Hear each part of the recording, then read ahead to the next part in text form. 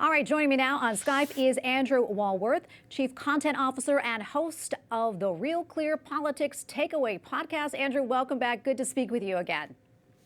Good to see you, Tracy. In a wild couple days. Absolutely. You know, you and I talked on election night, and now still 2 days later, no winner in the race for president. Are you at all surprised? Yes, although it's 2020, so I don't think anyone should be surprised by anything that happens. I think that these late votes coming in are stronger for Biden than I might have anticipated. But like I say, we knew this was going to be close in the Electoral College. We knew it would come down to Pennsylvania, and I think that's where we're going to see this thing decided. Yeah.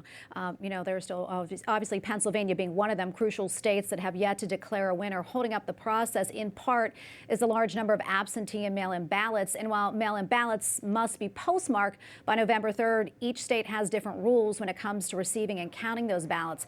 Can we talk about that, and how long do you think this potentially can go on before we know who is elected president?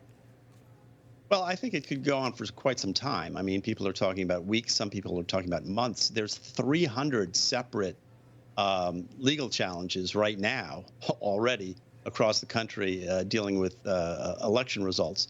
I doubt the president is going to go quietly into this good night. It's not his style. There's so much at stake here. So I think the president will fight this for quite some time. And so I think it could be, I would not say months, but it could be weeks. At some point, you begin to think that maybe this starts to look like Gore Bush, and one side has to back down for the sake of the country. I will say, a lot does hinge on Pennsylvania. If, for example, Trump were to win Pennsylvania, and say he won Arizona, it's a lot better to be in the seat of saying I won these states and let the other side challenge. Whoever wins is definitely in the catbird seat when it comes to the legal challenge. Yeah, speaking of those legal challenges, the ones brought on by the Trump campaign, how do you think that's going to affect this process? Well, I don't really know. I mean, it's hard to say. The Trump campaign will certainly fight this vigorously and to the end. So, whether that's a good thing for the country or not, I don't know. One thing I was sort of struck by as these late results come in is, we have talked a lot about there being two separate countries, red state, blue state, all that sort of thing. I think this time we had two separate elections. We had an election that happened in advance of Election Day, and then we had an election on Election Day itself. I think that's something that's a big change and something that's going to affect a lot of things about the country going forward. Andrew, we have about a minute left, but I really want to get this question in. We're still waiting for final results that will determine the balance of the Senate. What are your thoughts on that? Well, I think that we will have a runoff January 5th in Georgia. There'll be two races there. I think Senator Loeffler is probably in a strong position. I think both Republicans there are in a strong position.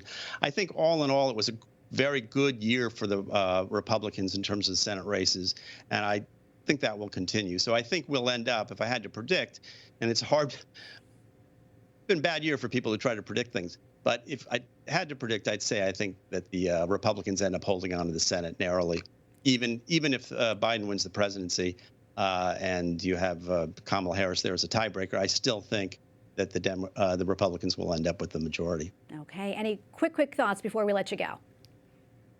Well, I guess, like I said, my quick thought is really to think about this phenomenon of these two separate elections and how it's going to affect things going forward. This may be one of the great legacies of COVID. If, for example, I mean, what do you do with the conventions? What do you do with the presidential debates? How do you spend your money? I mean, this year, 68% of people voted in advance of Election Day. That's double what it was in 2016. Big change. And, there was a reason why we all get together on Election Day and vote on Election Day. We may be losing that. That may be more convenient, but I think it's a real debate whether that's good or bad for democracy. All right, we're going to leave it right there. Andrew, thank you so much for your time today. Thanks, Kelly.